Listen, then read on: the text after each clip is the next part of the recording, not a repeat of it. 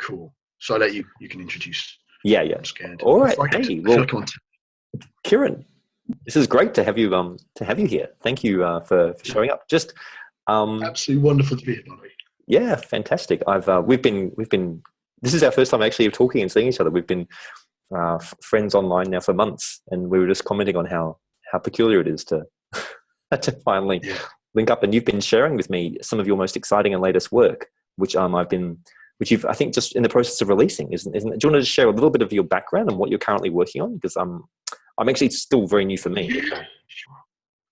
No, of course, and thank you. And really, I just said, Barnaby, thank you so much for giving me this platform. And it's wonderful to connect with someone who can see the scale of what it is we're facing, and who's like, like when I every time I read your work, it's like it's the work of someone who's got his hands right down in the guts of like what trying to wrestle with the sort of like the size of the issues that are going on. Really, and it's just refreshing. It's refreshing to speak with someone who's not just doing that, but really bringing that aggressively and that kind of like scope of vision out to people and connecting other people through it. It's really a marvelous thing. In terms of what I'm working on, I guess to give you the potted history, I guess when I was very young and just 15 years old, I'm 35 now, so 20 years ago, I was mesmerized by the ideas of C.S. Lewis in a book called The Great Divorce, which is essentially like his vision of heaven and hell. And in it, he does this amazing work mapping the ways in which human beings can vanish into like worlds of their own bullshit, and how we construct our own damnation, and how the ways in which human beings kind of compromise or blame other people, or kind of fall into their own vanity and stop looking at what's really going on in the world, and all of these things. It expands over time, and as people get older and older, and they kind of get more set in their ways, more set in their excuses, more set in their blaming of other people, and they just wither as people inside. And how he amazingly charts out how, if you look at this individually, none of these things are crimes. It's not a crime for a person to get self-indulgent or anything like that. We all do it. But if you never check yourself, you can just fall into these worlds of cruelty and blame and division.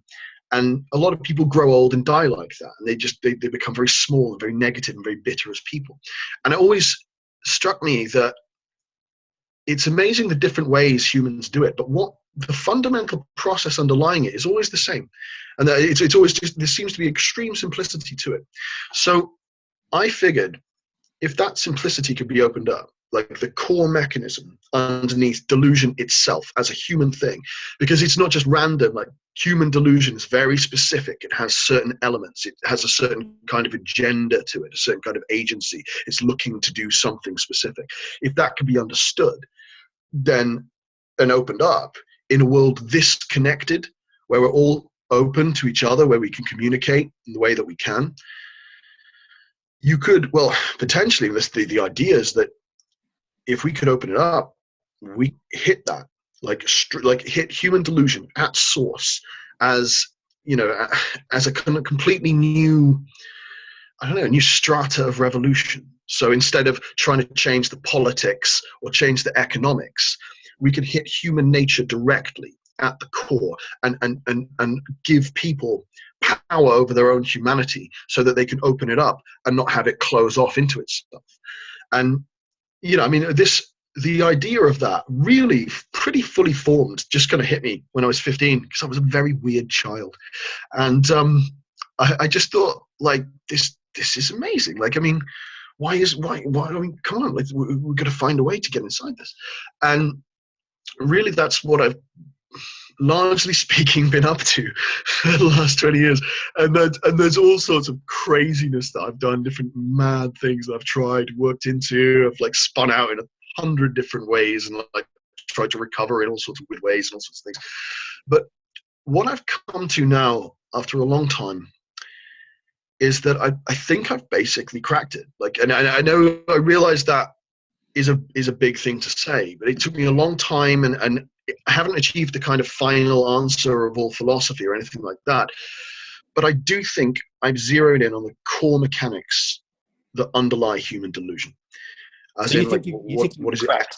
You've cracked the access to having people essentially break through their delusional nature of what they think of why people are caught in social norms and what has them be stuck. I mean, just a little background here, which we didn't actually cover, is like, so that's how me and Ciaran have actually linked up here, is we both have a real passion for looking at what it is that has people essentially be stuck in lives of quiet desperation and on a sort of endemic level around the planet, where people are really obviously unhappy with the situation because, most of the society doesn't really serve most people. And so there's this profound sort of stuckness of people not being free, and yet they continue on in this circumstance, and there's they don't see any way out, and they sedate themselves with with addictions and with distractions, and there's nothing necessarily wrong with all this. It's just that it seems that most people aren't really very happy with it, and they feel disempowered, and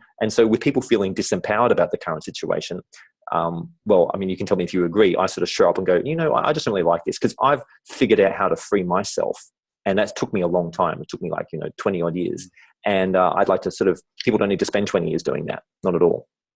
And so, Ciaran's done a whole bunch of really exciting projects, which I've discovered over this last year, and that's what's led us to have this conversation. And he's got this new platform that he's releasing, which has obviously been the background behind this interview. And right now, Ciaran's over there in Edinburgh, and I'm over here in Mexico, so we're across the Atlantic from each other. Yeah, normally the weather would be better in Mexico, but you guys are just about to have landfall of the biggest storm in human history to hit the Western Hemisphere. So I'm just kind of I'm watching you. I'm just kind of hoping that the screen just doesn't go blank as you just get wiped out. Yeah, no. But, it's on the other coast. We're fine.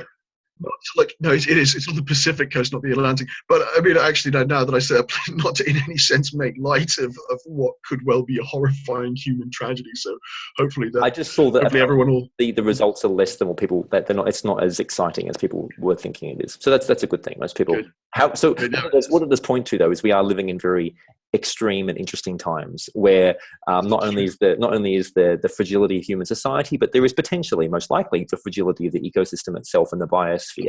So it's all connected. Yeah, it is. Yeah, it's all connected. I mean, humans are part of the biosphere. And our dominance, and also the dominance and extremity of our madness. I remember I saw just a couple of days ago a picture of Hurricane Patricia, and seeing it from space as it kind of moves toward Mexico, and looking at the size of Mexico and the size of Hurricane Patricia, and I'm like, that's bigger than Europe. That one storm, it's like a Jupiter level weather conditions here. When you hear about these storms on the surface of Saturn that are bigger than imagine a if nation. Imagine if we get a permanent storm on planet Earth, like on the red spot on Jupiter, spinning around, ripping us up. Let's not. Yeah. Out there, but anyway. No, don't jinx it. No, it'll happen. Well, okay. I mean, to come back to what you're saying, yes, absolutely. I think the kind of desperation and unhappiness and need of the world, and I say the world, I mean it's an emergent thing. It bubbles up from below, from individual people's lives, and across on a massive scale, and it has these enormous knock-on effects, on a political level, in terms of the kind of demented extremity of many political groups, largely on the right wing, but then also the kind of tepid, fragmented nature of anything progressive, because it just can't come together in any meaningful way. So it seems like really every nation that you look at is facing more or less the same political reality, which is, on the one hand, you have vicious extremity, and on the other hand, you have this kind of really thin, paper thin. I'd say one of the reasons for that is that the right wing has always pretty much, I think, got the upper hand, because the nature of the right wing situation is that they love order, regimen, and hierarchies of power.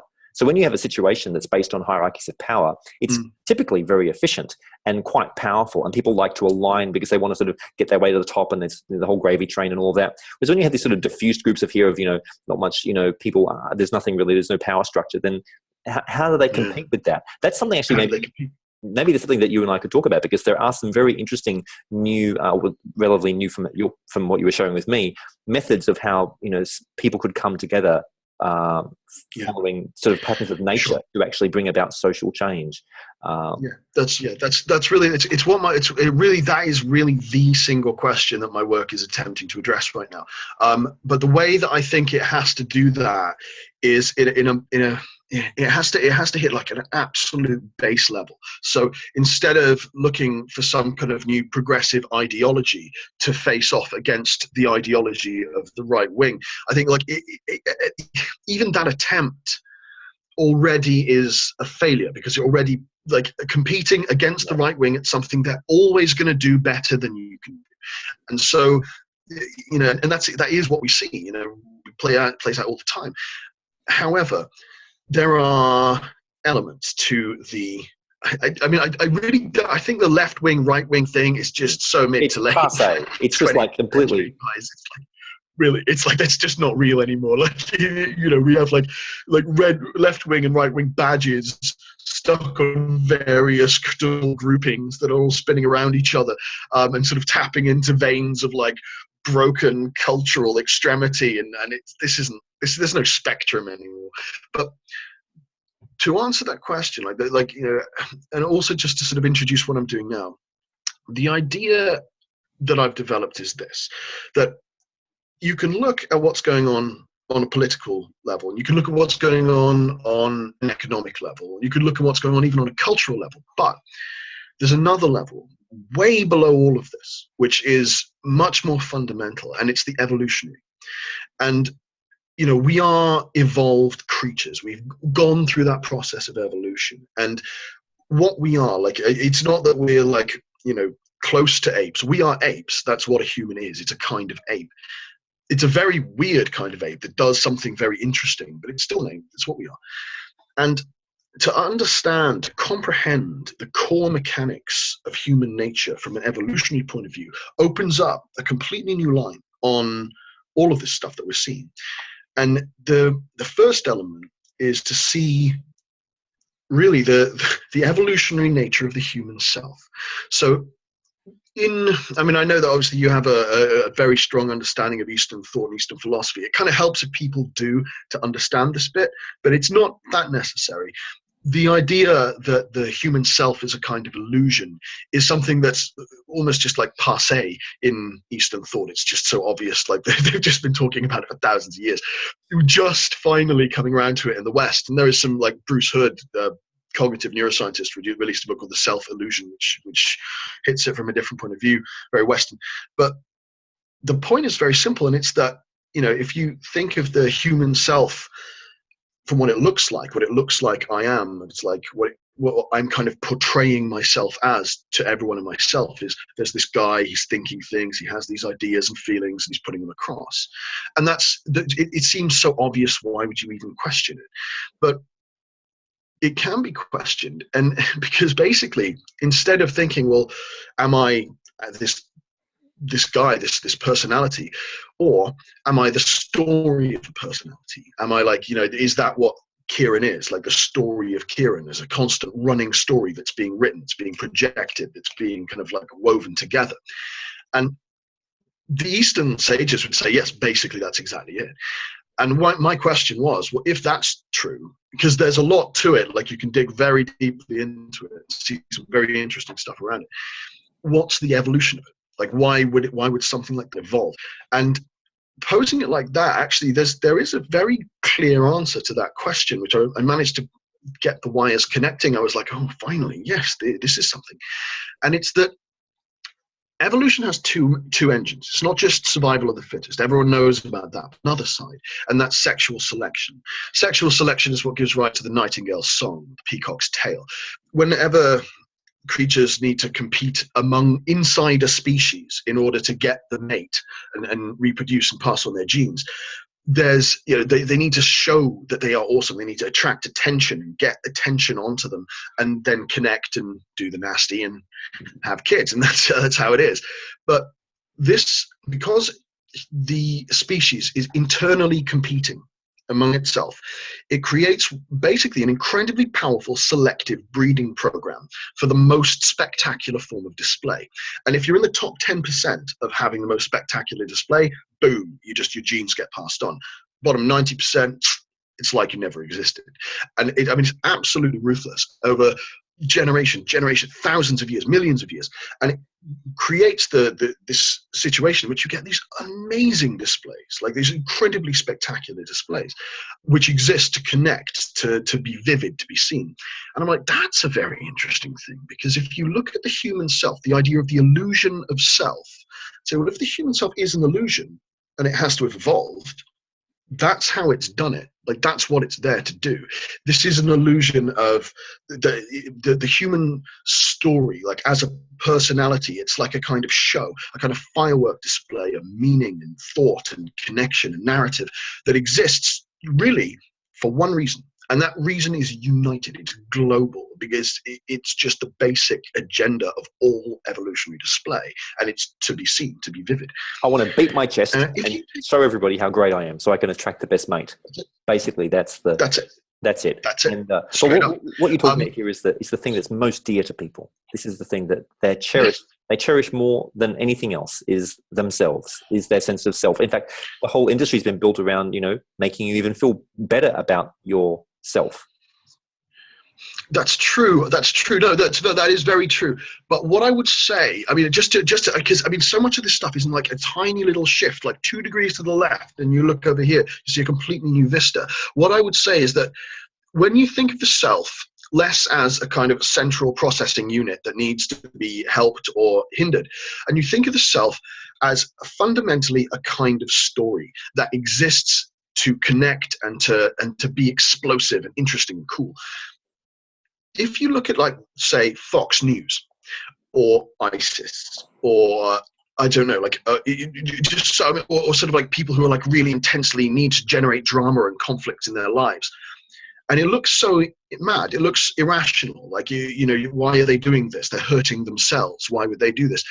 There doesn't seem to be any reason. It seems to be irrational behavior, but it's not irrational at all. It makes perfect sense. This is exactly what humans do. Humans are there, and you see, Fox News is a perfect example, because it's the show.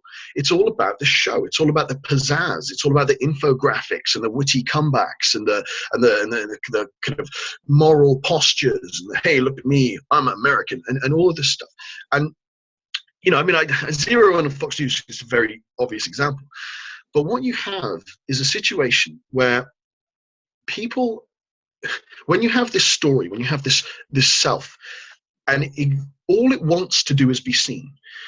And if you look back through all our evolution, like right back through human history and long before, we've built these worlds, these tribal worlds of belief around ourselves, and we create them like tapestries, and we weave them together, and they provide a kind of backdrop of meaning and structure in which our lives take on meaning. So say if you were a crusader in the Middle Ages and you want to go to Jerusalem and get an axe and start smashing Muslim civilians in the face, within the context of the tapestry of belief, which is unquestioned across the whole of Christendom, what you've just done weaves your life into the narrative of the story of Christ, you freeing the Lamb of God from infidel occupation and freeing the Holy Land and bringing it back. And you've got these big narrative motifs that are woven into who you are. It makes a lot of sense to do that from an evolutionary point of view. The thing is that when you get a situation where these cultural lines, the beliefs we have, the folklore, when that collapses, as it has globally because of the internet, who are we to be? How are we to connect with each other? How are we to derive a power and impact from who we are as people? And to me, that underlies basically all human chaos. Yeah, just all of it. It can be reduced to this single thing, because while the human self is scrabbling for some form of kind of meaning, some form of like power, some form of pizzazz, something that it can like just throw up and get a bit of traction with other people. When that's absent, how to put it, like survival and sexual selection are the two engines of evolution. They are equally important to us as animals, as an organism. Every cell in our body is encoded, and every interaction between every cell is encoded with the importance of these two things. If you are in a situation where someone puts a gun to your head and says, do this, I mean, I've spoken to people who've been in situations like that, and they all report something very similar, which is that they just do the thing. Like you shut down. You don't start getting clever or coming out with John McClane witty comebacks. You just do the thing because it's like, this is so important. Haul ass, sort it out. And the same thing's true of selection. If your selection display starts dropping power, you just do anything. It doesn't matter what you do. You just try and do something. And so you get this massive rise in fanaticism, this massive rise in ignorance, this massive rise in fragmentation and anxiety and depression and the balkanization of little causes. Sorry, go on. So I think that's really at the heart of how it strikes me anyway, why I've pursued this path of what we're talking about for the last couple of decades, is that is essentially the result of having the belief in the self.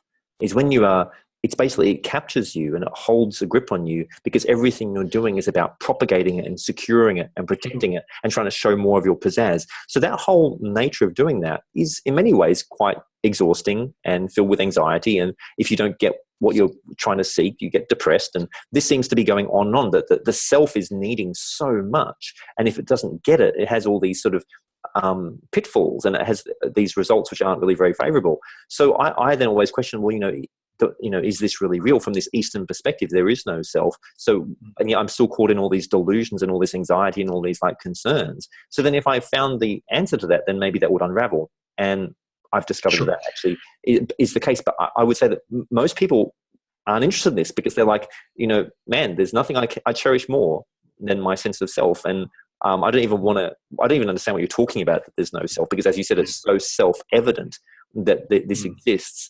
And why would I even bother trying to crack this and get through it? What's the benefit? Because what I want actually is I want to have a great life where I'm feeling, at ease with, people admiring me and everything like that. That's what my self is demanding. And it's exactly what you're saying. It is demanding that. And so they're seeking that. And so what's the antidote that I looked at for was, how to essentially unpack that system so it no longer had power over it. But I don't know, what's your take on that? What do you think that is the... Yeah, no, that's a brilliant question. I know that's a brilliant question. And that really goes right into the bones of this whole thing. I took a very similar kind of approach to yourself. This is about 4 years ago now. And what I did was I was trying to grind out basically the trigger mechanism for Buddhist enlightenment. And I spent years just hammering it from different angles and trying to find something. And I found something very interesting, which is I call it now the seeing of the absence of self, which is that you can actually see the fact that the self is a self-generated illusion is something that is weirdly enough completely visible, and you can actually see it, or it can be seen, which is more technically accurate. But it didn't do the unraveling, and I was like, well, that's interesting. But so that kind of that put me in a position where I was like, well, I needed to find a new answer, because the thing is that a viral vector, I think of it like a communication vector, an angle through which to communicate something. Virality isn't magic. Virality is it's a certain kind of terrain. There are rules to it. There are things that you need to observe. There are things that a viral thing needs to be. And if it's not that, then it won't go viral, and it just won't. It doesn't matter how good it is, or how true it is, or how right it is, or how powerful it is. It needs to be certain things. And one of them is that it needs to be very simple. A viral change needs to be just crayon simple. Another one is that a viral change needs to be fast. It needs to have a fast turnover time. It can't be I tell you about enlightenment, 10 years later you get it and you tell someone else. It just gets 20 forward. or 30 years later. No. 20 or 30, exactly right. Which led me to the idea that I mean, honestly, like from what I've seen and what I understand, what I've dug into, everything I've looked at tells me that Buddhist enlightenment is a genuinely real thing. It is real. This, you know, whatever, some people look at it in spiritual terms, some people don't, but there is a thing there that does do something, and it's very specific. I have no doubt of that whatsoever. My issue is that I don't think that thing can be made into a viral shift. No, I mean, it's been going for 2,600 years, and there are these tiny, tiny little groups of people scattered around Southeast Asia, mostly, maybe in Tibet as well, who knows, scattered around that region. And I mean, you know, most of the monks, I mean, I've spent a lot of time in Asia, living there in Thailand and in Myanmar and India. I've been going there for the last 20 years, you know, pursuing exactly this very thing, going for months in silent retreats. And I've hung out at monasteries. I've even been a monk for a short while, done all that stuff. And most of those monks have no interest in this. So they're wearing the robes, they're doing all the things. They've actually taken themselves into the very heart of the structure that would apparently be the epitome of them having this revelation of awakening and looking at the truth. And they're on their iPhone and they're smoking their cigar. And I kid you not. And so, and they're being, and people bow at their feet, drop at their feet in the mud, and give them incredible amounts of food. That's quite an experience to have that happen to you. And so you just walk along. It's like you're a god. You just walk down the street, people partying, people dropping at their feet. You know, like, and so it's actually a social net fundamentally. Now, that's not the case for all monks. I have met some incredible people, but they are, actually somewhat rare. Most people, most monks are doing it as a it's like almost like a job. It's like, there's so much prestige. Their families made them do it. They're old. There's no social security, all that sort of stuff. So that's kind of now, but the people who are perhaps actually going for it, this is back to the viral thing. If that structure was actually viral and had those elements of what you're saying, then for sure, all the monks there will be freaking like, onto it and woken up, and hardly any of them are. So, I mean, in Myanmar, 10% of the population at any time are monks at monasteries, and so that's a huge percentage of the population. And most of them really don't have a lot of interest in this. They're busy learning the scriptures and so forth, but actually doing the inquiry, I've asked them, and most of them are like, oh no, I'll get to that later. I've just got to learn English first, and then learn my scriptures, and then I'll maybe look at meditating later on. And so, and even if I've got friends, decades and decades of meditating, and they're still scrambling with this whole issue. They're still fighting with themselves. And so this whole notion of freedom, I think that's really, for me, that's at the heart of it. It's like, well, why are people even bothering to do all of that? Why are the people even earnestly at work on this? What is it that's in their heart, in their mind, that they're struggling with? And it's this notion of feeling that they're essentially like a victim to their own urges and impulses. It's these out of control desires that are running the show, and they're doing things even when they don't really want to. They're like, why did I react like that? I just want to have a good time. I don't want to, do that sort of behavior. And so, because there's something else that's driving the show, and what you're saying is that these incredible mechanisms that most likely I would say that the Buddha did actually discover, and he taught, and not just him, other people too, and there are these sort of methods. But it seems to be that they're actually quite a lot of work, and that most people don't really have the time or the inclination to do that. Well, yeah, that's the thing though. Like, what I've developed, I believe, answers that, or at least can hit it from an angle where these problems don't arise in as big a way as they normally would. There are going to be, there's always going to be bumps in the road. There's always trouble ahead. But the thing about what I'll just explain it philosophically. Like, it's very easy to understand what I've done if you understand Eastern thought really to any degree. And basically, think of it like this: when pre-Buddha, and not just Buddha, but pre-Upanishads, the understanding of what is understood as enlightenment or awakening. Before that, you had a situation where really your only option as a human was to be in a tribal state of division and conflict, where that was the way in which you derived your sense of who you were. And, in a tribal state, that probably wasn't too bad. Obviously it's going to have killing and carnage and stuff, but it's also going to be something that's going to create unity, and a lot of the combat, a lot of the time, gets kind of ritualized, and it's not as horrifying as it could be. Sometimes it is, but not always. Well, anyway, the Buddha comes along and he comes up with a new option for how to be a human.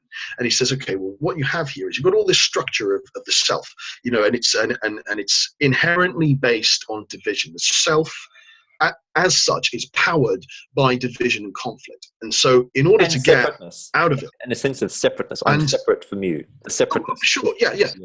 The divisions, no, that's very true. Like the abstraction from things, like a distance of abstraction from the world, from reality.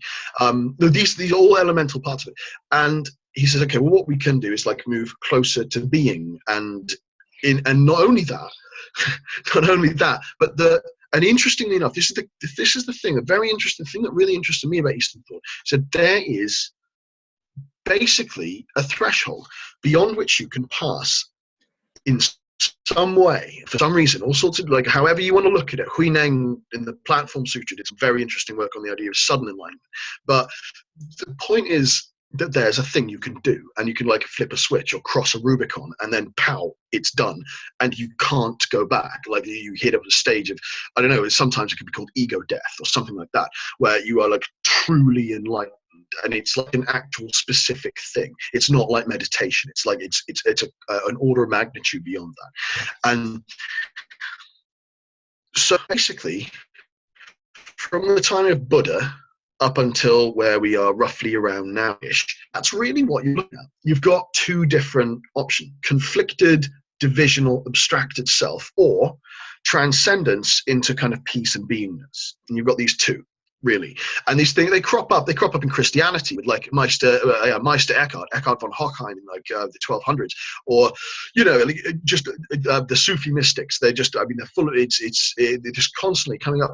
And the thing is that when you comprehend division and the divisional structural self in a way that is metaphysical, in a way that is cast in absolute terms of mystical properties, there's only really one thing you can do to address that situation, and that's dissolve it or something like that. It's bad, make it go away. And that's really what, when I look at this, I don't mean to cheapen it. I'm not trying to like caricature or anything, but just to boil it down to brass tacks, that's what enlightenment is, as I understand. Now, what I did was I believe I've come up with a third fundamental option. So instead of going, okay, we've got a structural self, and then you've got the kind of fluid no self, what I've done is I've found a way to get the human ego to power itself from a non-divisional source. So you get a human ego that's not powered by division. You get a human ego that's not powered by conflict. It's powered by something else. It's powered by the kind of flavor and quality and tone of a human personality, as opposed to the concepts and the structures and the divisions. Which lead to anxiety and fear and concern and arguments and all those things. So this is actually at the heart of because people will be listening going, hey, well, so why would I bother doing any of all this? I mean, my life is sort of okay. It's stressful, it's a bit anxious, and it's like, yeah, of course. Things are kind of like, I don't really get along with my husband all the time, or my teenage kids annoy me, or the guy at the job, or my debt's piling up, and I've got all these stresses, but I can somehow get by because I drink a bit at night or whatever and watch TV and so forth. But so that's really the division of there's me against everything else. I've got to keep everybody happy. I've got to keep giving them everything that they want in order to make sure that I'm secure. So the ego has been securing itself and somehow finding some way to cope by essentially lots of effort in trying to give everybody what they want. And you're saying, and so this other option is hardly even heard of, and they don't even believe it, like this thing about the no self. And you're saying that maybe they could actually find some peace and fulfillment in another method. Yeah, that's true. I mean, well, let me drill it right down to like brass tacks. Like, why would someone want to do this? The reason is that if you think, I mean, it's weird to see just how absolutely dysfunctional humans are, generally speaking. You're prone to like anxiety, second guessing yourself, like constantly worrying about, am I doing the right thing here? Am I being the right person here? Is this, the other? I'd say, like, so, I mean, you know, that quote about like we only use 10% of our brains. I don't think that's true. I think we only have 10% of our brains left over after we spend 90% of our brains just trying to analyze who we are and whether or not we're doing the right thing and all this sort of stuff. It's human attention right back up into itself. And so you fragile relationships that, like, how much human misery globally speaking comes about because two people are in love, and yet they are kind as they are, decent as they are still working from this tribal headspace that is just, it doesn't mean that we're stupid. It's just the legacy of our past.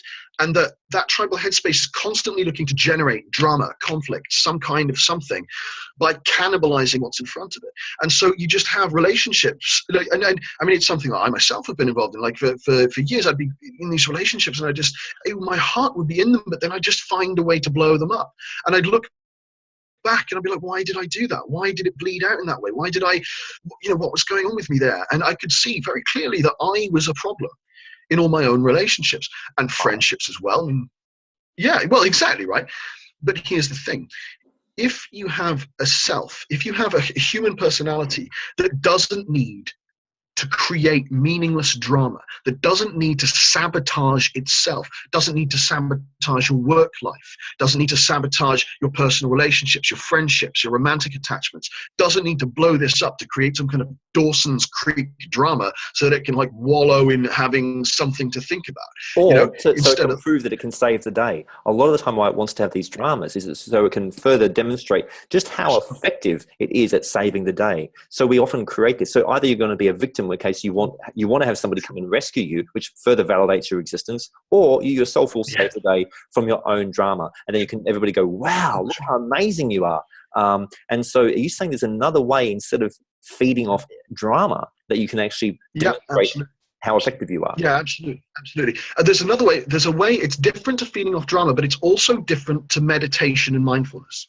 It dovetails. You can use meditation alongside it. It doesn't preclude that. It's just what it is because as I see it philosophically, the fundamental problem with enlightenment, with achieving enlightenment, the thing that makes it so difficult to actually do in real life is that when you are trying to kind of like to pacify the noise in your head, to kind of like go into stillness and silence and have that and peace and have that be the way out of all this chaos, there's always going to be an inherent antagonism between the natural evolved agenda of the human self as a display to be seen and the stillness and passivity of peace. It's always going to be between them, and that's a tension at the heart of enlightenment. The heart of Buddhist enlightenment has this tension that's inherent, built in, because and it's something that comes out all the time. Like whenever you meditate, it's like it's like you're trying to thread a needle in on a rocking ship in a storm, trying to get the needle through and keep that line of peace and open it for as long as you can, and then you do, and it works for a time, but then elements will constantly reassert. Things like that. Let me just put it down. Like the third option that I've got is this: that the human self, generally speaking, isn't ideological. It will fixate on ideology, but it doesn't really care. It just wants something that has a bit of jazz to it. If you, in real life situations, in real life interactions with people, showcase to yourself the connective power of flavor, tone, color, quality, these elements of your personality, what happens, and you light them up, you do it over and over again in real life situations with real people, and it's like you're just showing the human self, look, here's some power, look at this. And what happens is it just, the more familiarity, the bigger a feel you develop for the ability of your color and tone to connect with other people, the more that expands, the more conflict and drama just evaporate. It becomes irrelevant.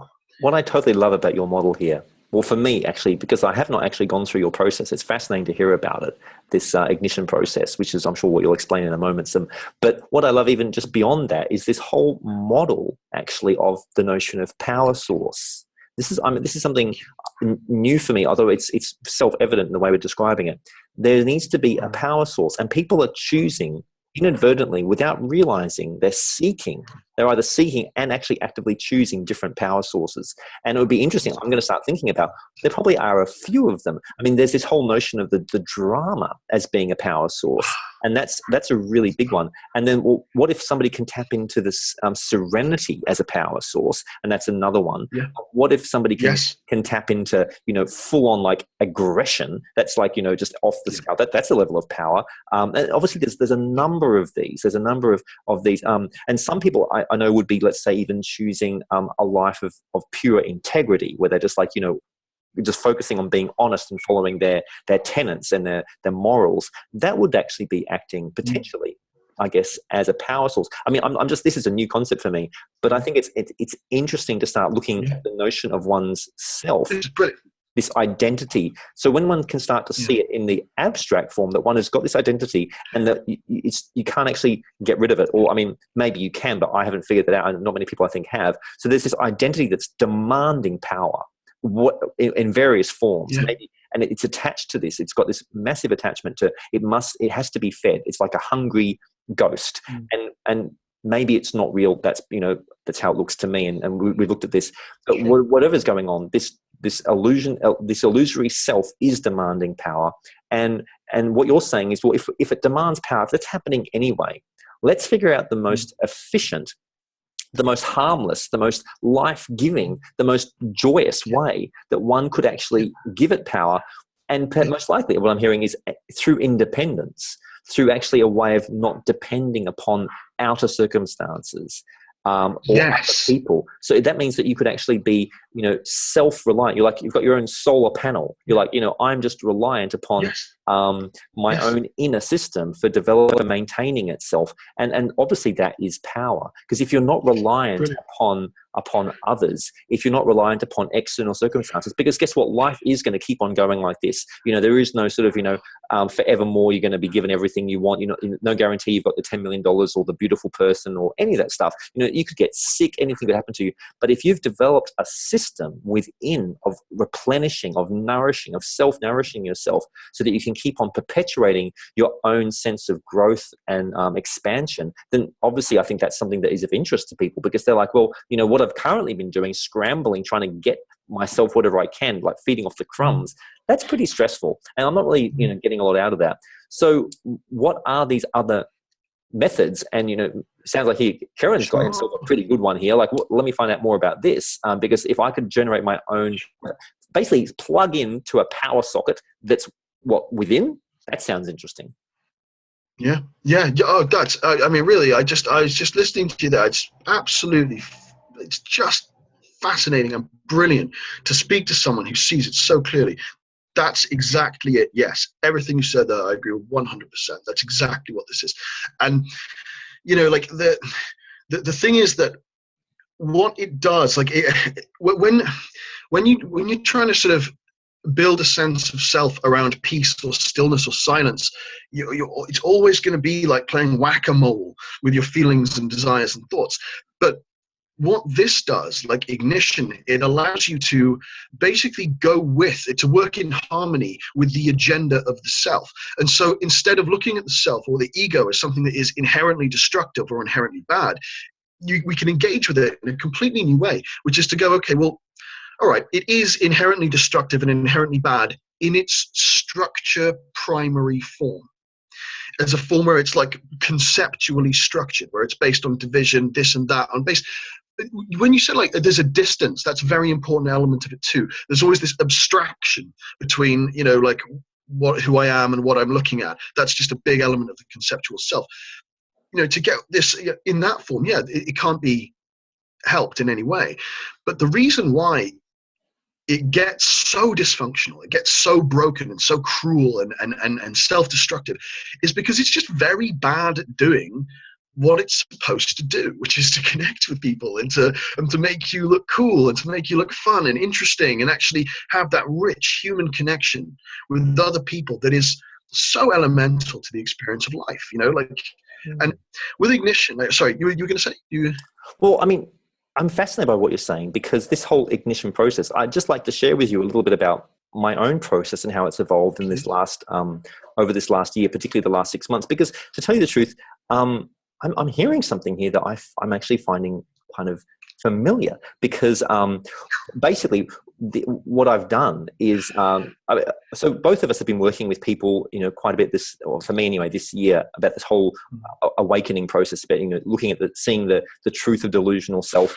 And so this happened for me in quite a profound way earlier this year, after, a couple of decades of meditating. Suddenly I sort of had this, whatever you want to call it, breakthrough into sort of seeing the delusion of the self.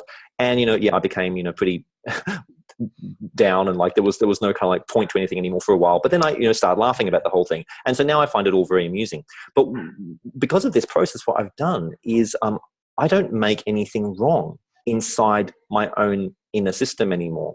So what basically I'm asking is, tell me if what I'm doing, if it's similar to this ignition process. So I have these urges that arise. I have these thoughts. I have this identity that keeps on popping up every moment. And what I notice what it does is it does three main things. It claims ownership. It demands to be seen as being in control. And it says that it's separate. So I'm just observing all of this playing out every moment. And I'm kind of somewhat amused by it. And I'm certainly not making it wrong, because this is what this identity is constantly doing. And particularly this Barnaby identity. I mean, maybe they're all like that, but this particular one is very showy. It's got like a lot of peacock feathers. It's a good speaker. It's a good writer. It's good at a whole bunch of stuff. And it keeps on demonstrating this again and again and again. And I've never been able to find a way to shut it up or turn it off. And so I'm just going, okay, this is what it does. I'm just going to ride along with it. And it's doing all these things. And if I just flow with it, if I just open up, if I just listen to its demands and flow along with it and observe it and pay attention and zoom in, then I find that life really flows along a lot easier. I have, I still have these emotions that well up, because fundamentally, as I see it, we're emotional beings. We're not rational. We're driven by all these emotions, and the emotions then we use logic to demonstrate and prove that what we're doing is right. But it's not that we're logical. So here I am with these feelings, and they pop up, and I'm not making them wrong. I'm not trying to, and every day I'm meditating, and I use that process as a way to further observe what's going on inside me. And I find that, desires come up, and I just flow along with everything. And life is this fascinating process. So what is different between what I'm doing there and this ignition process? Because I know that what I've been doing there, I know that most people actually don't find that very easy. And it's taken me a long time to kind of figure this out. But I'm really interested in actually even in further optimizing this and finding out more. Well, sure. Well, okay. I guess the first thing I'd say is that the ignition and what you're doing there are big elements of philosophical overlap. There are also differences. I'll go into those in a second. But I guess the first thing I'd say is that, like, it's not an either or. You don't have to decide to do one or the other. Like, ignition is something that, when you're training it, when you like initially just getting it lit up, you really just want to push everything else to the side just for a while and just focus on getting it lit up first. But once you've got this kind of flavor primary humanity actually functional, you can really do whatever you want. So you can go back to meditation, you can do anything. And on top of that, there are whole new different ways and realms to explore. And I'm just one guy. Like, I mean, I've cracked open the core mechanism. I'm taking it in the way that I'm taking it. I mean, just today I was talking to someone who's gone down this completely different path that I didn't even know existed with it. But the point is this, that my work is all about generating extremely deep, high impact, rapid, permanent change. Like that's like, because like that specializing in that alone, I think that's going to be the kind of the core of the virality, the core of the viral change that I think could change things like in the world. So that's where I just throw all of my focus. So what ignition is, like the first and biggest difference between what you do and ignition is that ignition, you only need to do it once. Like it's something that you light up. Like once you've got it, you don't need to maintain it. It doesn't ever go away. And The reason is that it's based on comprehending and getting a feel for dormant faculties in the human condition that are just there anyway. And once you see it, you can't unsee it. So it's always just there for you.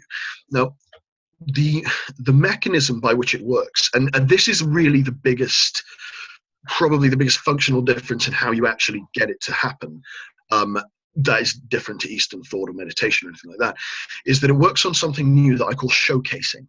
Now, showcasing is basically what you do instead of like going inside yourself and meditating to sort of get yourself feeling how you need to feel, or instead of arguing with yourself to change your beliefs or anything like that.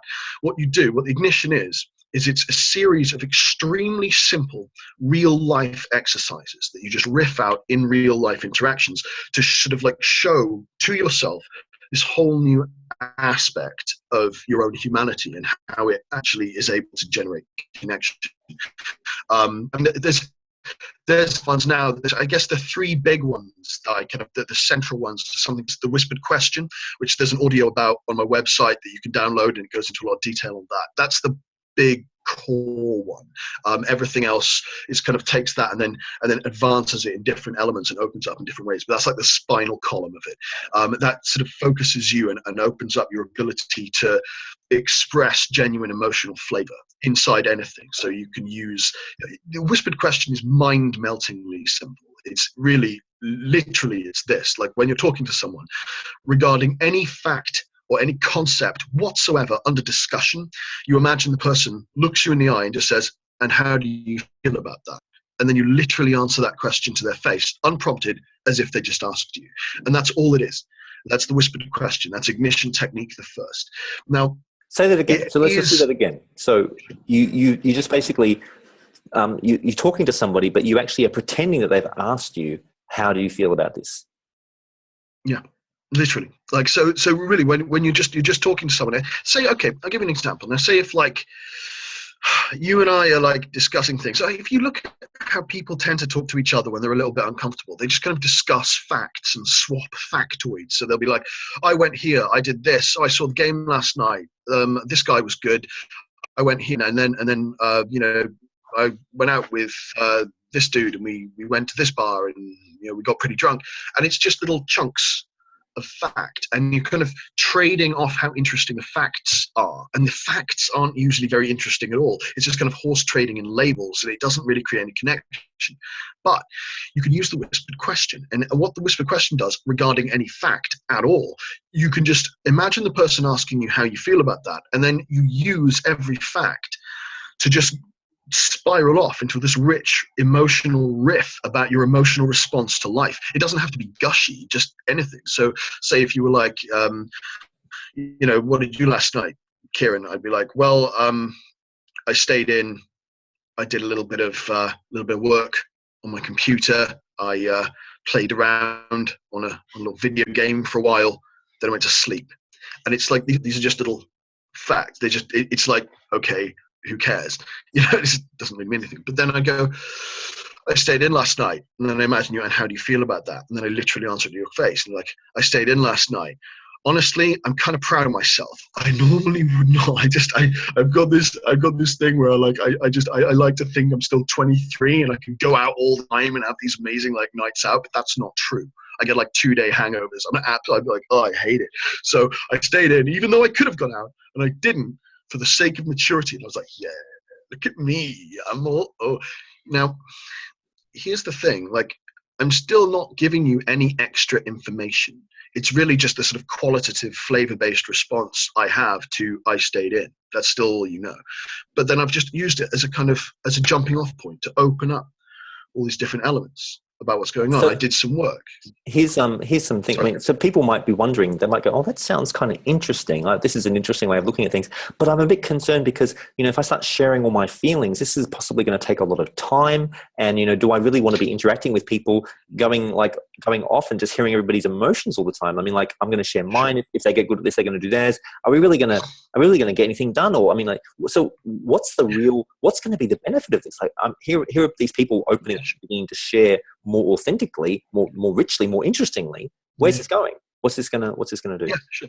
Okay, well the big thing of showcasing, because that's what this all is. It's about like you showcase something to yourself, and what you're seeing here isn't that, oh, okay, this is interesting, just kind of funny, talking about some weird stuff. It's not really about that.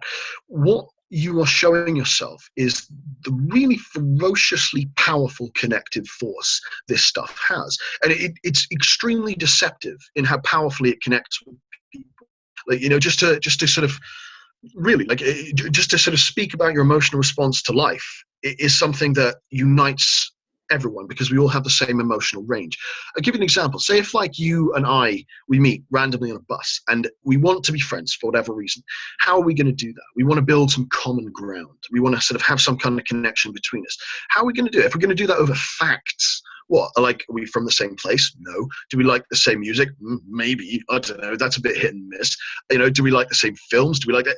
And you see, this is what people do. Like, they kind of trade pop culture vignettes to try and find some kind of thing they can talk about. And it's just a fragile and weak thing. It doesn't fulfill the need of the human self to just go clunk and just connect in a way that's solid and clear and actually just be an effective way of connecting. However, if you talk about your emotional response to anything, doesn't matter what it is, because you and I share an emotional spectrum, you can immediately be certain that you will generate 100% commonality with me. Immediately. You don't even need to think, oh, well, I watched the game last night. I watched football. It was, I was just really heartbroken because I think my team could do so much better than that. And they weren't doing that well. And it was like they didn't even care and I didn't even want to. Now, say if you don't like football, it doesn't really matter because you're not connecting over what the fact is. You're connecting over the fact that we've all felt heartbroken. We've all felt disappointed. We've all felt this. And so you show to yourself in real life interactions that, oh, wait a minute, actually, my entire emotional terrain is this enormously powerful connective force that I can just use to just cut through the bullshit and make these really rich, very fast, deep and real human connections. And that this is something that you can just sort of do like over and over and over. A big part of ignition. Sorry. Oh, you want to say? Well, I was just going to say, because this is fascinating. What about how this actually plays out in pre-existing real interactions and relationships that people have? Because often, like, we'll be triggered. Often we're talking to somebody, and what if they're actually kind of boring to us? What if they're actually somewhat annoying to us? Am I gonna share my authentic emotional response to this person who's sitting there beginning to just sort of say some things, and I'm like instantly, I just feel like my emotional response is, dude, you're boring the brains out of my head. I just can't really relate to what you're saying. Can you just get a bit more real? I mean, I could offend him and he might walk away and never speak to me again. What if he's living with me? I mean, so yeah, of course. These are these. No, I'll respond to that. No, it's a good question. I guess the first thing is that, like, it's different. There's a guy who wrote a book called Radical Honesty. I'm gonna kill him because I forgot his name. But Brad yeah, that's it. Yeah. The thing about this is that it's not so much a case of just saying, like, how to put it, it's not that you're just constantly like trying to be as honest as possible. It's that you are tapping in to the power your emotional range has, any issue, to just click and just connect with someone very strongly and open up genuine human connection. Now, say if you do have a really annoying flatmate, or say a really annoying boss, or someone it's very important that you don't anger in some way, but you want to somehow create this human connection. The thing is, you don't have to talk about how much they piss you off. You can open up human connection around, like, your emotional response to some completely neutral third element. And when you are someone who opens up in any kind of like flavor-based emotional way, essentially what you do is you are leading the interaction. You lead the interaction into a place where other people can do that too. You demonstrate that it's safe to do that by yourself and having it work. You become more attractive and more powerful because people. Yeah, you do.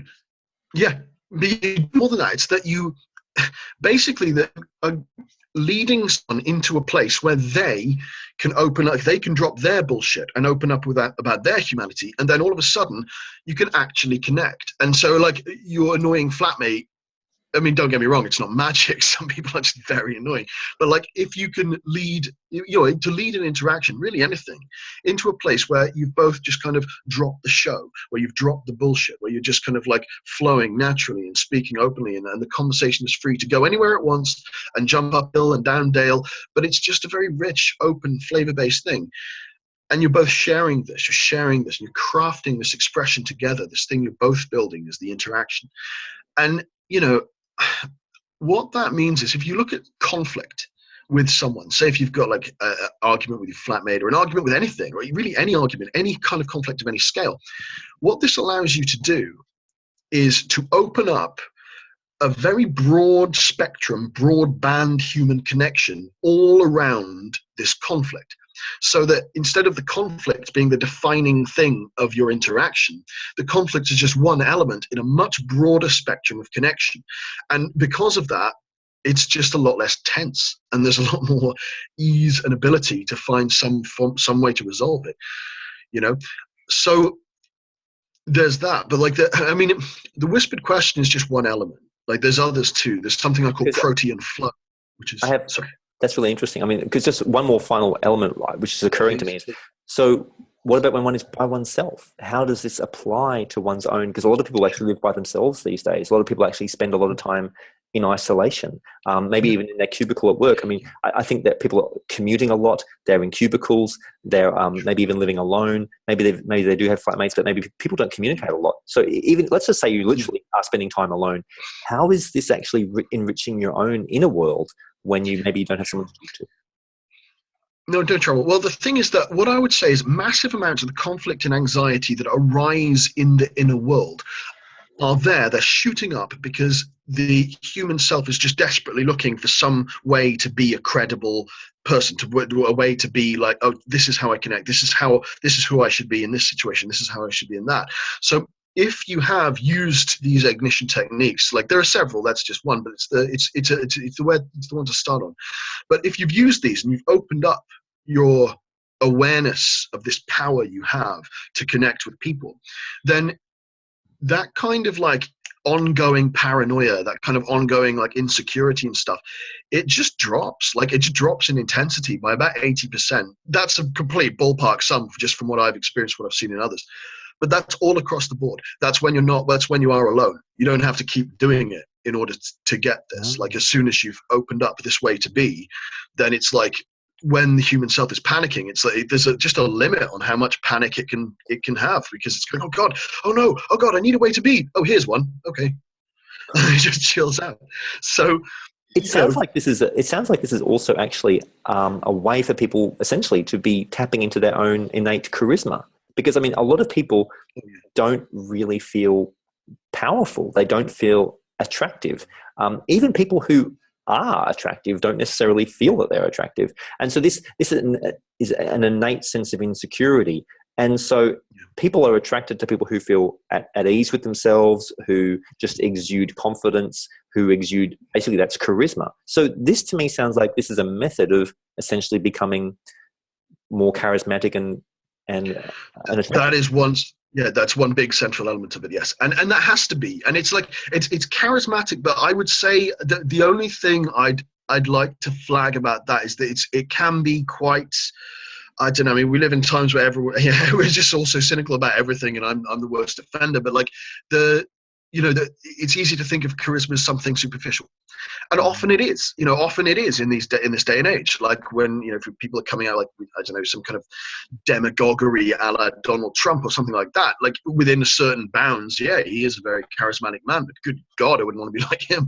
But then there's another kind of charisma, and it's inherent to who we are, and the richness and tone and flavor of your personality, of my personality, it's completely unique. Like, it's unique to me. The flavor of my personality is, I would say, probably a lot more unique than my fingerprint. And the same is true with you, because it's like it's evolved to be rich and distinctive.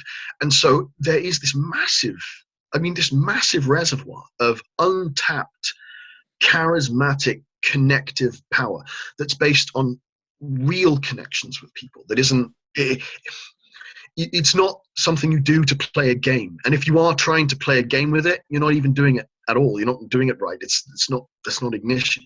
Like, what makes it so simple is that it's really, I mean, the initial stages of ignition are just to get you like some basic functionality with it. But what I'm trying to do in myself right now, the place where I'm trying to take it, is just to open up that really broadband kind of connection between, basically, the best way to understand it is that, you know how that radical honesty is like opening up this kind of like complete broadband sort of openness between your beliefs and what you say. Well, my stuff is different, because it's not about being authentic to your beliefs. It's about being authentic to the kind of like qualitative flavor and emotional rolling, undulating landscape of your humanity, of the fluid, you know, the emotional fluctuations of who you are as a person. That if that can be tapped into, and it sounds like what you're saying, that people actually are a lot more powerful than what they actually really think they are. And if they were to tap into it, then where could you just sum up some of the areas where they could perhaps take this? Because if they really are, if we're more powerful than what we think you are, and if we've got this reservoir of power that most people are just sort of sitting on and sort of just, it's all going to waste. So basically human power is being wasted. It's not being even used. What happens once you start into this? What can you start to do with this? What are some of the things that you can do with Oh my God, there's so many things, like so many, it's insane. Like, I mean, it's insane. Like, I mean, my life has just completely changed. Like, I mean, the first and biggest thing, and this isn't going to be relevant to everyone who hears this, but I think the ones it is relevant to will be very relevant to, is I don't get depression anymore, which is quite spectacular. Like, I used to have these horrible times I just go down in the hole, and it has been years. I can remember it like a bad dream, like, oh yeah, that used to happen to me, but I would have cut off my hand to get out of it sometimes. It was so horrible. But what that does, you know, just the ability to have a consistent level of emotional stability over time, and to plan ahead, to put things in place, to build connections with people, to build relationships with people that actually last over time. I used to think that is kind of like weird stuff that executives used to do at networking events. It was so distant to me. But now, no, I can plan things, I can move ahead. So that's huge. But other things like, I mean, what have I seen? Like, so much. Like, I'll tell you, like, for your listeners, actually, I'll give the biggest resource for this is on my website. And that's the website is thisisciaran.com. And you go there. That? This is sure. This is Ciaran. My name is Irish. It's spelt weird. Ciaran spelled Ciaran. So it's thisisciaran.com. So, you might want to have another one with the word ignition in it. Just that'll be easier for people to spell. Yeah, probably would. But yeah, the thing is that what I've done on my website is you sign up to get what I call the case files, and every week I'll send you a case file, which I've been getting them. They're brilliant. This is really good stuff, folks. Thank you. Really want to get this. No, thank you, Barnaby. No, really, because I know like so many weekly emails are just sales bump, but I'm like, actually, that's a medium. Like, you can connect with people. I got a lot from reading that first case study, and then also listening to the whispering question, that first audio. It's fascinating. Yeah. I guess it's what prompted me to want to ask you these questions. It's really interesting. Oh, no, thank you. I'm pleased. No, God, it's brilliant to be interviewed by someone who has this depth of insight. It's wonderful, really. Like, so we're not just skipping around the surface. We can really get into it.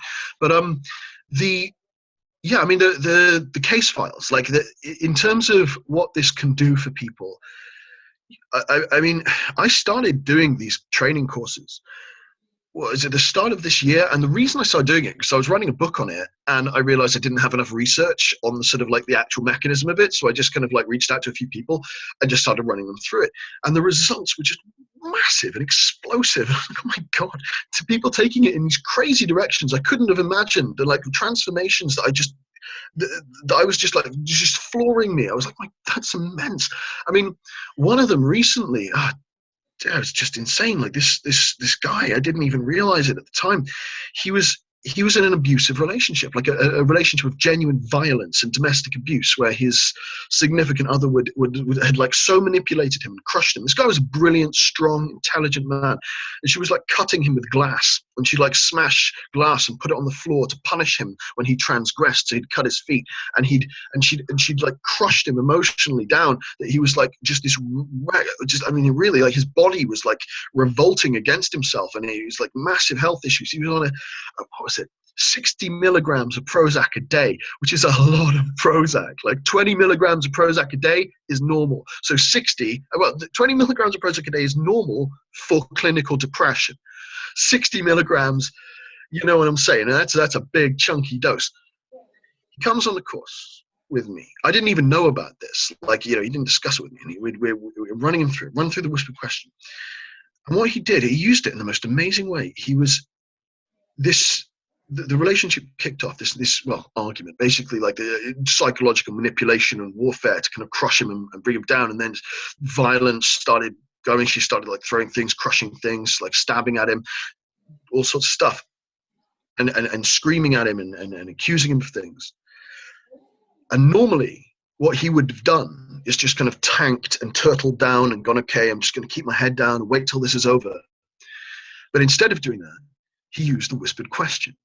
So he sort of imagined all the stuff she's saying. He goes, well, I'm going to imagine her asking me, how do I actually feel about that? And then I'm just going to answer authentically. And he used it to punch himself out of this prison of fear and isolation and confusion and gaslighting and cruelty. And he was able to just get out, blew the relationship to pieces, got himself away from it, kicked her out, and now he's out. And I mean, that's just one of the things. Really, that's really, and it was just, I mean, it's a 6-week course. That was week 1. And so like all the way through it, like this guy just leaned in to this whole new way of being, because he's just like, no, I'm going to build myself up. I'm going to do something amazing. But at the end of the course, it was astonishing. It was like, and it's just passion that he brought to it. It's like by the end, it was, I mean, really, I was like actually genuinely, I just lump in my throat just because of that's an incredible what he was able to do with it. Ciaran, it's amazing. Yeah, really, it's amazing. But I mean, that's just one of, no, it is. But like that's just one of many things. So I think rather than me just kind of list through them, what I'd say is just I'd recommend go on my website, like the case files. This is. Every week you're going to get something in your inbox, and it's just I spend time on these things. I really work on these case files, like really to bring out the relevant things that can be like relevant to everyone in this. So like things that like the universal issues that these things expose. And like ignition is something that ignition is something that I mean I'm really happy about, but I'm still exploring. Yeah, and for other people and they explore it too, and I'm on it. So basically, I jumped over. They can register. They can get the case files 1 a week. There's no charge for that. They can download the first primary questioning process, the whispering process, and they can listen to that for half an hour. The whispering question, half an hour. I listened to that today. It was incredible. It was really great stuff. And then from there, they can actually they can look up the actual 6-week course. Did you want to just? I presume people pay for that. Is that sure? Yeah. Yes, that's true. I mean, that's how I fund my work. It's how I fund my research. Like I good for you. It's good. It was a surreal thing for a philosopher at the start of this year. I actually discovered, as a philosopher, I've got something I can actually legitimately sell, which doesn't happen to us very often. But no, it's brilliant because it allows me to just have free reign to really dig into this and expand it and open it up. My end goal is to just really open this up with all sorts of resources that people could just plug into and use and everything. I'm not there yet, but people can hire me to do these courses, and I'll run people through. Oh, hang on. So the course is not something, just to be clear then, it's not something that you could sort of purchase online and go through yourself? It's not something that you do with you mentoring via Skype or something? Or is it something you turn up? What is the course? I haven't done anything like that yet. No, I haven't done anything like that yet. I mean, if there was the interest, if people wanted me to do some kind of teleseminar or something like that, I'd absolutely be up for it. I think the thing is, though, in terms, and yeah, I mean, I've spoken about it with a couple of people who have floated the idea. The thing about ignition and the training is that what I found is that working one-on-one with a person really allows me to like just get right inside their entire worldview, to really occupy where they're coming from, and it's hard to describe, but it's like basically the only thing that stops people really just exponentially moving through this in explosive ways are the kind of the blocks we have around our perception and the things that we can't see, assumptions that limit us. And that's something that as a philosopher, like with the work that I've done in the past, it's actually very easy for me to spot exactly what's going on with one person when they're hitting this from a certain angle, because I understand ignition so well and I understand the mechanics of humanity. And so when I see someone doing it, I can just zero in and go, do that there, and then boom, next week they've gone through some crazy change. And the whole thing about ignition training is keeping that exponential training going on. So do they have to see you in person, or can they do this remotely? That's my question really, is how do they... It's all done over. Well, a few people in Edinburgh have done it. Like, yeah, no, it's I've done it in person. Anybody around the world can actually do this process with you now? Of course. No, absolutely. Anyone, just get in touch. We'll run through it. Like, and you know, I mean, I understand because it is so new and it's so different and weird. And I think a lot of people are kind of a little bit shaky. Like, I don't know, is this the kind of thing I'm interested in? Fire off an email. Like, let's start talking. You know, I'll talk you through anything. One of the things I'm doing with people, I'm not sure how long I'm going to be able to keep offering this. So, but one of the things I'm able to do right now, is if people do have a real interest in this, and they're seriously considering, you know, going on one of these training courses, I'm happy to sit down with them over Skype, free of charge, and just talk through where they're coming from, what this could do, stuff like that, just to give people a good. That's amazing. That's amazing, Ciaran. Awesome. Well, this is very exciting. We've basically we've covered a lot of ground in this. We have. It's amazing. It's really this is wonderful. Thank you so much, Barnaby. It's absolutely wonderful to talk to you. Thank you so much. It's really great, Ciaran. It's wonderful. So just once again, where do people go? They go to this is Ciaran. This is Ciaran.com. If you could maybe include a hyperlink anywhere you post this, that would be great. But I'll spell it. It's I can't even spell the word this. This is bad. THISISCIARAN. Great.com. This is Ciaran.com. And they can also contact you. They can send you an email and find you on Skype via that too as well. And awesome. Yeah, just hit me up through my website. Well, everybody, go and check this out. For sure, just go and register on that for free, because you're going to get some great case files plus the audio. And, you know, that'll fast track you. That'll start things moving. And then you can, from there, if you want to take this further, well, you know that Ciaran's right here. So I just really like to thank you today. This has been fantastic. People are would have got great value. I know I've had great value from hearing all this. It's brilliant. Thank you for putting all this effort in. This is incredible. You know, all these years of your effort to result in this this very interesting process. I'm going to start playing with this myself. I'm going to start asking people, hey, how do I, you know, what's my feeling about this? It's great. I'm going to start using this questioning process. It's brilliant.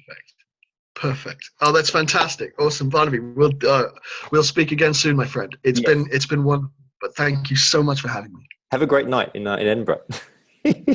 I will. I have to bail. I've got to run off and pretend to be a normal person.